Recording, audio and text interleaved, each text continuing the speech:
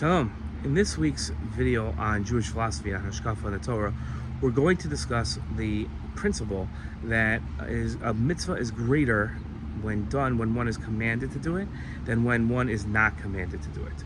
Now, one might think that the opposite is true, because there's a lot of logic in saying that if I voluntarily do a mitzvah that I was not commanded in, that's a much greater act than when I wake up in the morning and know that I have to go to davening. If I wake up in the morning and say I have no obligation to visit people in the hospital today, and then I take out of my time, my effort, my resources, and I go visit people in the hospital, that seems to be a much greater mitzvah than when I wake up and have to go to davening, and I go to davening because I have to go to davening. So that's the idea, that seems to be the idea that one might think is true, but in reality the opposite is true. It's great when one has to do a mitzvah, there's a greater burden on them to fulfill that mitzvah.